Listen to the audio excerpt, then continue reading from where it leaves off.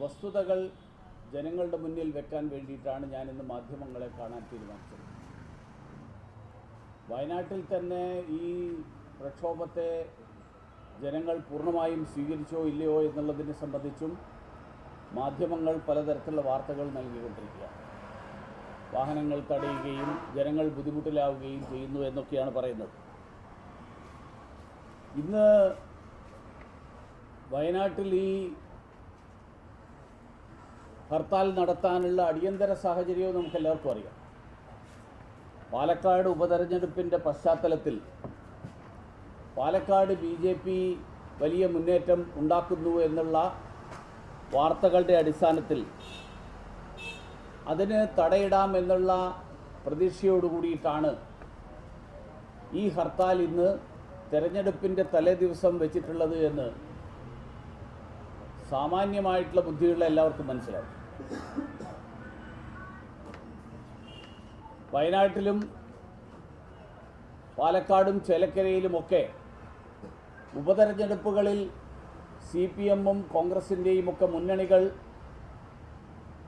പരസ്പരം മത്സരിക്കുന്നു എന്നാണ് പറയുന്നതെങ്കിലും വയനാട്ടിലെ ഹർത്താലിൽ അവർ ഒരുമിച്ചാണ് നടത്തുന്നത്.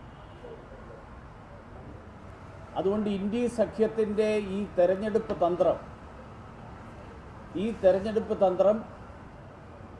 അത് തെരഞ്ഞെടുപ്പ് തന്ത്രം മാത്രമാണെന്ന് ജനങ്ങൾ തിരിച്ചറിയും എന്നുള്ള കാര്യത്തിൽ എനിക്ക് യാതൊരു സംശയമില്ല.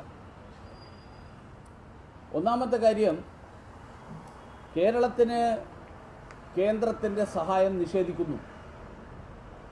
ഇതാണ് ആരോപണം. കേന്ദ്രം സഹായം നൽകില്ല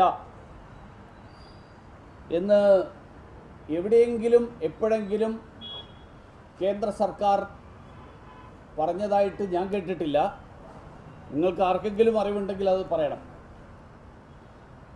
കേന്ദ്ര സർക്കാർ അങ്ങനെ ആരോടെങ്കിലും എവിടെയെങ്കിലും മാധ്യമങ്ങളിലോ അല്ലെങ്കിൽ വാർത്താക്കുറിപ്പിലോ അല്ലെങ്കിൽ മാധ്യമങ്ങളെ കണ്ടപ്പോഴോ കേന്ദ്ര സർക്കാർ ഞങ്ങളിനി കേരളത്തിന് സഹായം നൽകില്ല എന്ന് പറഞ്ഞിട്ടുണ്ടോ? എൻ്റെ അറിവിൽ അങ്ങനെ ഒരു കാര്യം ഞാൻ ഇതുവരെ കേട്ടിട്ടില്ല. പക്ഷേ മാധ്യമങ്ങൾ വാർത്ത നൽകുന്നുണ്ട്.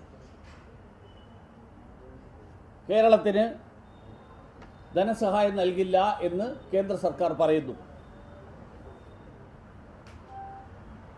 അതിനിടയിൽ വന്നിട്ടുള്ളൊരു വാർത്ത, അതിതീവ്ര ദുരന്ത മേഖലയായിട്ട് പ്രഖ്യാപിക്കാൻ വേണ്ടിയിട്ടുള്ള ഉന്നതാധികാര സമിതിയുടെ യോഗം.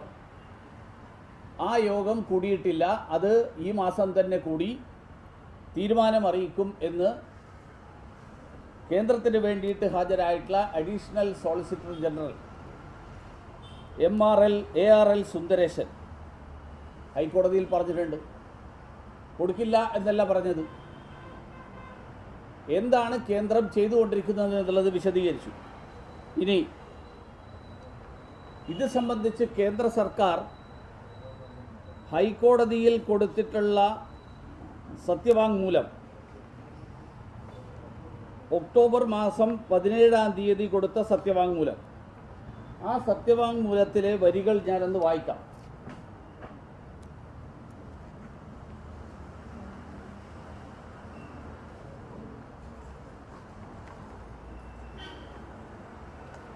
WPC number 28509 of 2024 before the Honorable High Court of Kerala, Ernakulam. അതിൽ വളരെ കൃത്യമായിട്ട് പറയുന്ന വാചകം,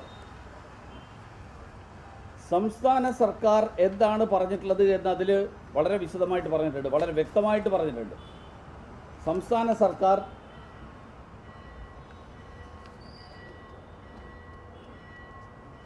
as informed by the state government, they are in the process of PDNA assessment and will submit their detailed memorandum before Government of India for consideration.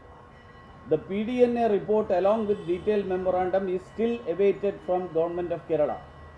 Once the detailed PDNA report is received, it will be considered by the central government as per laid down procedure. വളരെ കൃത്യമായിട്ട് പറഞ്ഞിരിക്കുകയാണ് എന്താണ് കേന്ദ്ര സർക്കാരിൻ്റെ നടപടി എന്നുള്ളത്. എന്ന് പറഞ്ഞാൽ ഈ PDNA ഇപ്പോഴും കേന്ദ്ര സർക്കാരിന് കിട്ടിയിട്ടില്ല. മാത്രമല്ല, കഴിഞ്ഞ ദിവസം ഒരു മലയാള പത്രം, പ്രമുഖ മലയാള പത്രം പറഞ്ഞത്, മുണ്ടക്കൈ ചൂരൽമല ഉരുൾപൊട്ടൽ ദുരന്താനന്തര ആവശ്യങ്ങൾ വിലയിരുത്തുന്ന റിപ്പോർട്ട് കേരളം ഉടൻ കേന്ദ്രത്തിന് സമർപ്പിക്കും. സമർപ്പിച്ചിട്ടില്ല. പത്രത്തിൽ വന്ന വാർത്ത. ആ വാർത്തയിൽ പറഞ്ഞത് ആ റിപ്പോർട്ട് തയ്യാറാക്കി മുഖ്യമന്ത്രിയുടെ മുന്നിൽ എത്തിയിരിക്കുകയാണ്. മുഖ്യമന്ത്രി അത് പരിശോധിച്ചതിന് ശേഷം തുടർ നടപടികൾ തീരുമാനിക്കും. ഇനി ഞാൻ ഒരു കാര്യം കൂടി വായിക്കാം. സെപ്റ്റംബർ 15 ന്യൂ ഇന്ത്യൻ എക്സ്പ്രസ് വാർത്ത. The State Disaster Management Authority has identified 4 areas for sectoral assessment as part of the post-disaster need assessment of landslide hit areas of Wayanad. It has also been decided to prepare the PDNA report after collection of data.